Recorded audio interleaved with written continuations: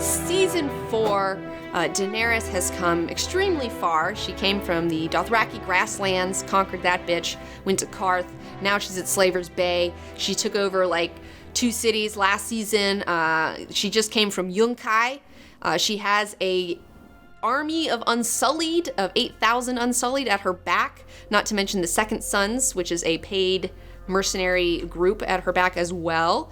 And so, yeah, she is marching towards Meereen to take over this bitch and free all the slaves. And Daenerys has a personal vendetta against slavery, and so she has decided to go to Slaver's Bay, take over all of Slaver's Bay eventually, and just break all the professional slaving business. If you want to go buy a legit slave, you go to Yunkai or Meereen, have bed slaves, they have the Unsullied, you can buy a slave army. She's taking over Meereen because she wants to, A, learn how to take over places. She's practicing for Westeros.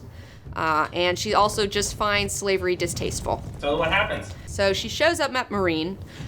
If you remember, Meereen has their little champion come out, and he pisses in front of him and acts like a dick. And so you have Daario Naharis, who takes care of that guy in short order.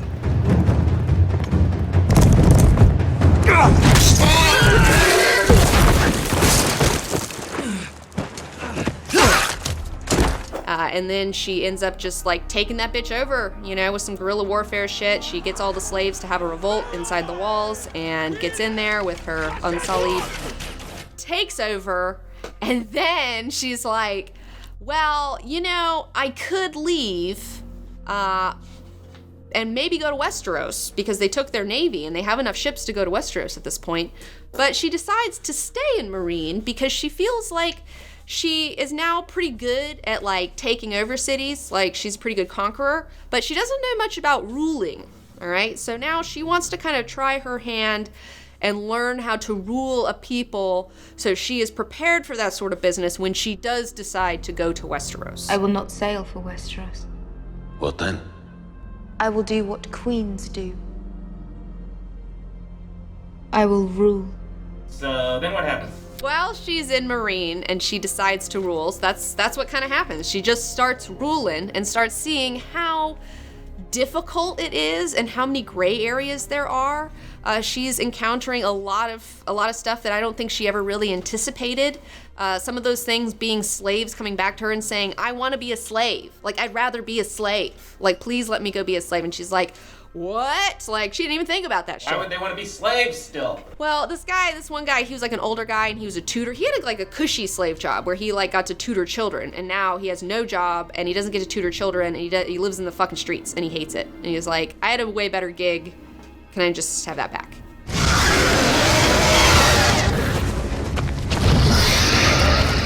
Another big problem for Daenerys, besides having to learn how to rule, is her dragons are kind of getting out of hand, all right? Especially Drogon, the big black one, the Black Shadow. What's he doing? In addition to all the sheep that they're stealing all over the countryside, Drogon may have killed a child and eaten it.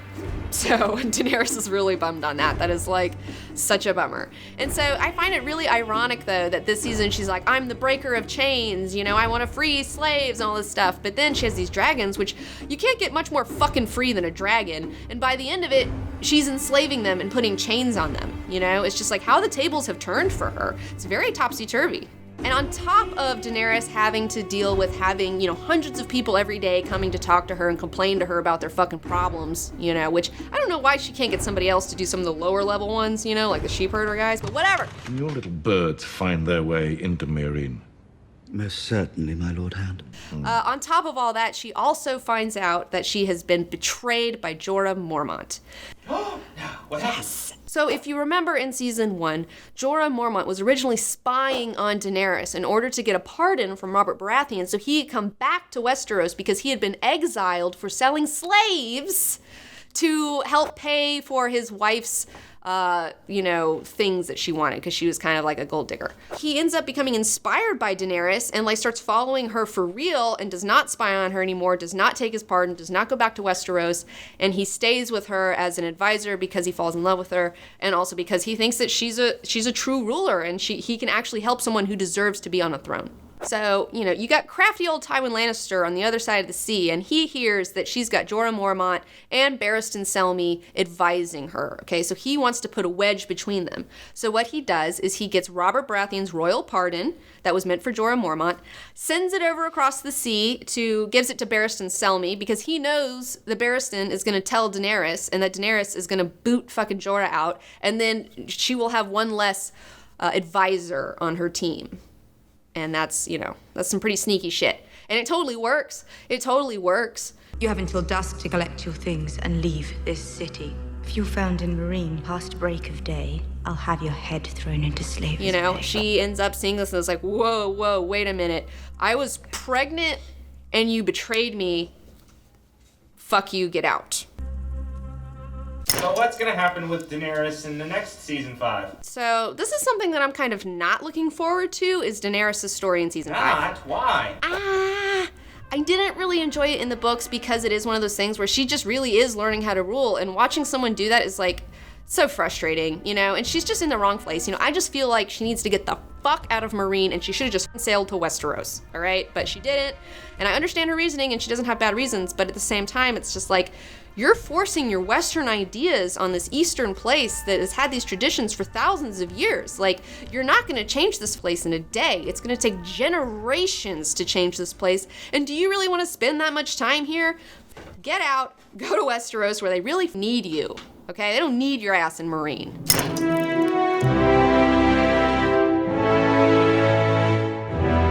And finally, let's move over back to King's Landing, back in Westeros. I feel like King's Landing has the best, most interesting storylines last season.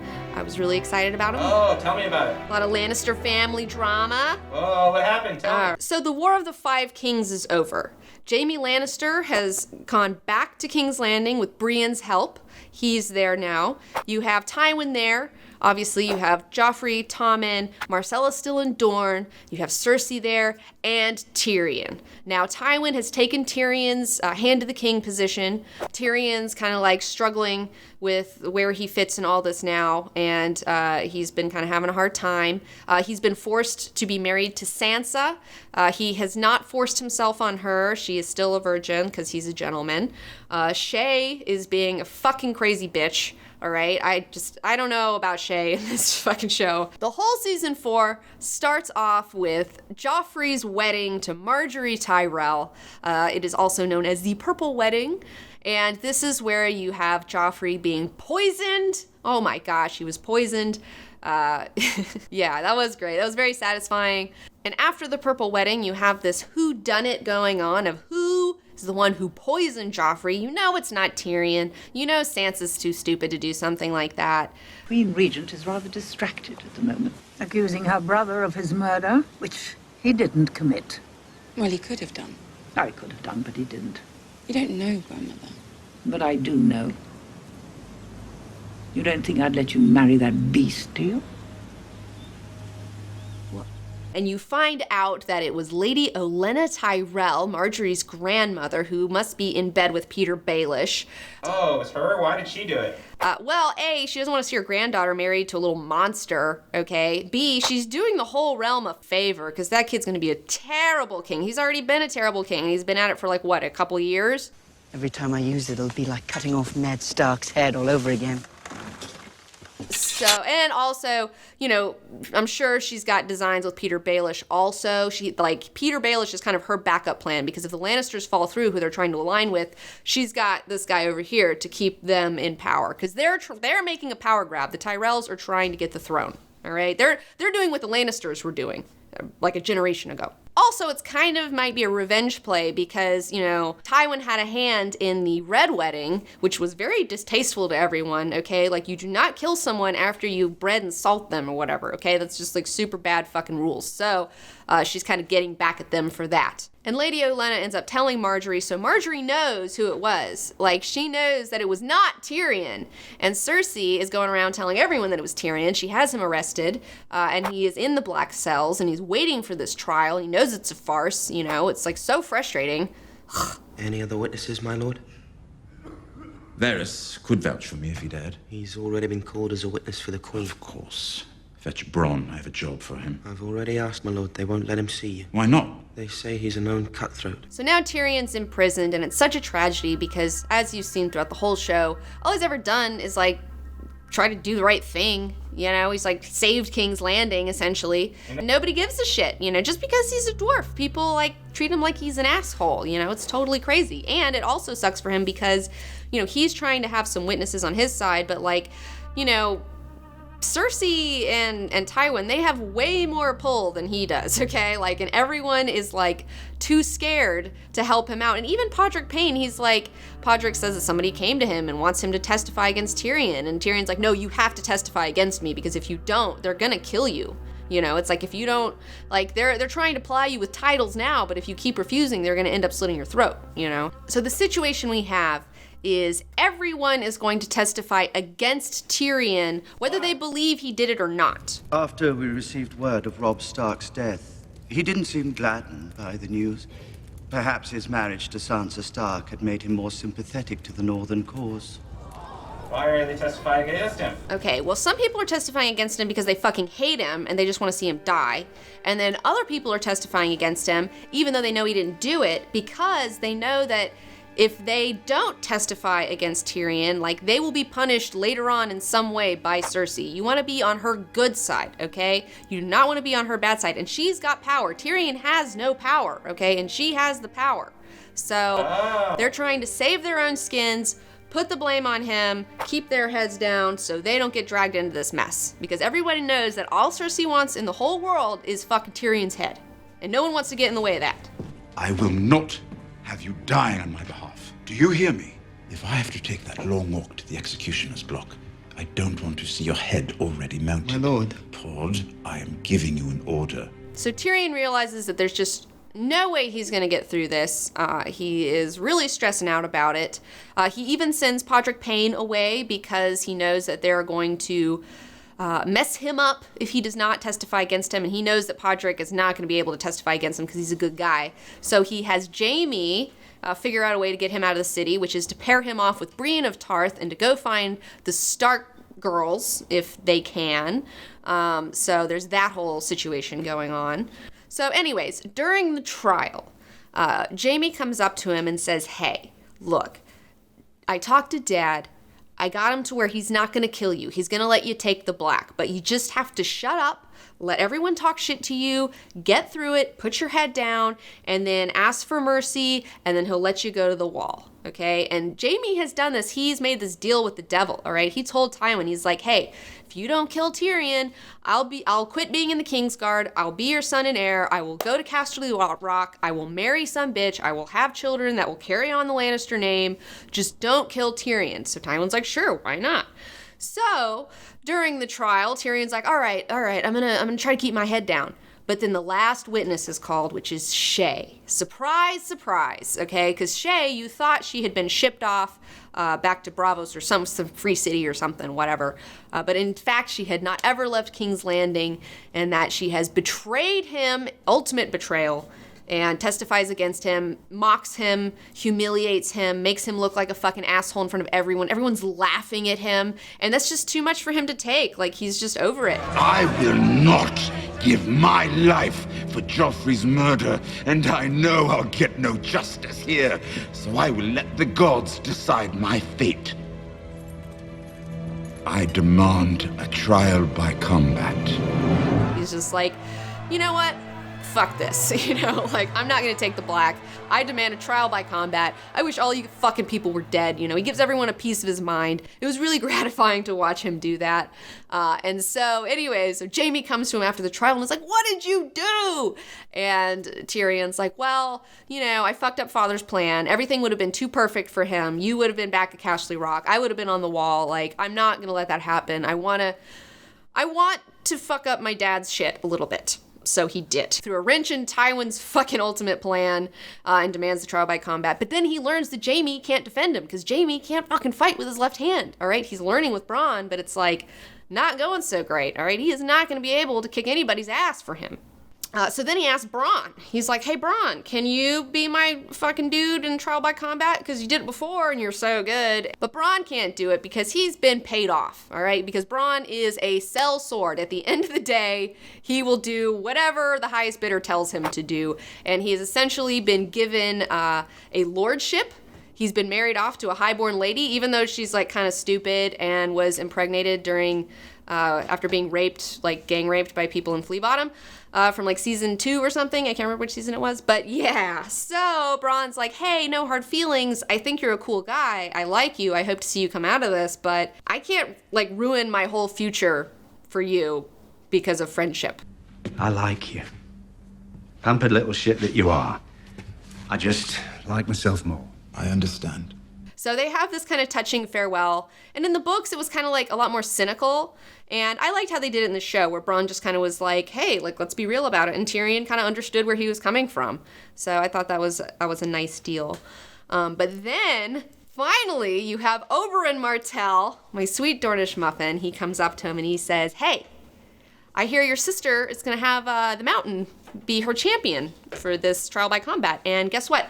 I want to fucking kill the Mountain, okay? I've been waiting for my chance to fucking get my hands on this guy because the Mountain killed Oberyn's sister during Robert's Rebellion. He ended up raping Aaliyah, killing her babies, and then cutting her in half with like a great sword. So he's got some bad blood there. And may the warrior guide the hand of our champion.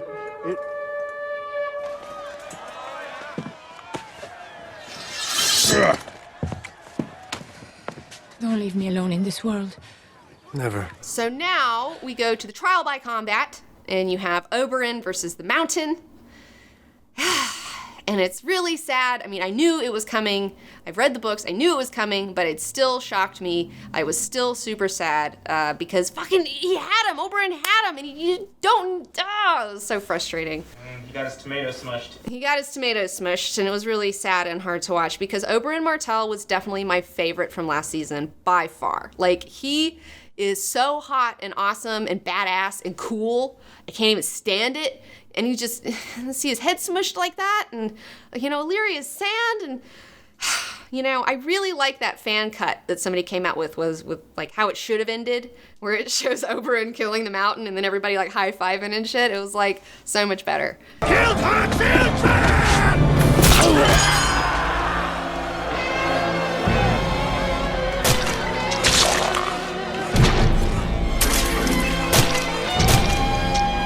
Little thing about the Mountain got fucked up because he got stabbed a couple times, and on Oberyn's spears was like manticore poison and shit because he's really into poisons and stuff, you know. And so the Mountain's like, he's such a big guy that he's still alive, which it's a miracle he's still alive at all, okay? But he's still going. But then Qyburn, that fucked up maester, who's like not a maester anymore because they were like, he's like a Frankenstein motherfucker. Cersei has him working on the Mountain, trying to get him to not die from the poison and to live. And Qyburn's like, well, he's going to be changed by this. And she's like, well, will he be weaker? And Qyburn's like, no, that's not what I'm talking about. And she's like, it doesn't matter. So I'm really looking forward to seeing what happens with the Mountain next season, if we see any weirdness going on there, any Frankenstein mountains happening. Oh, get on with it, you son of a whore. What are you doing? What do you think I'm doing? The galley's waiting in the bay bound for the Free City. So, you know, Tyrion is awaiting his death. He's awaiting his death. And while he's awaiting this, Jaime devises a plan with Varys to get him out of King's Landing, to save him. So they come in the middle of the night and they spirit him away. So Tyrion has the opportunity to just get the fuck out of Dodge. But instead, he decides to use the tunnels. He goes to the Tower of the Hand to confront his father. Because he's really got to get this off his chest. Because if he doesn't, it's just going to be gnawing at him for the rest of his life. And this might be the last time he ever gets to see Tywin. So he really wants to be like, yo, fuck you. So he goes up to the Tower of the Hand. He's looking around. He looks in the bed. And who's there but Shae, that two-timing whore, and he strangles her to death, which the one thing that was kind of cool in the books rather than the show is the Hand of the King wears a necklace made of hands, not a pin, and she's wearing that necklace, and he strangles her with it, which was way more impactful. But I digress. He kills her, he takes the crossbow, he finds his dad taking a shit in the privy, And he confronts him there, and his dad's like, can we just go like into my study? Can we just go into my study? And he's like, no, we're doing this right here. And so they have a little conversation. Obviously it doesn't go well for Tywin. Go back to my chambers and speak with some dignity. I can't go back there. She's in there. Are you afraid of a dead whore?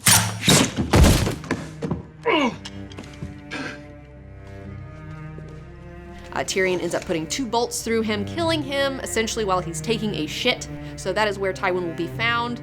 And that will be so embarrassing for him. Like that is the last thing.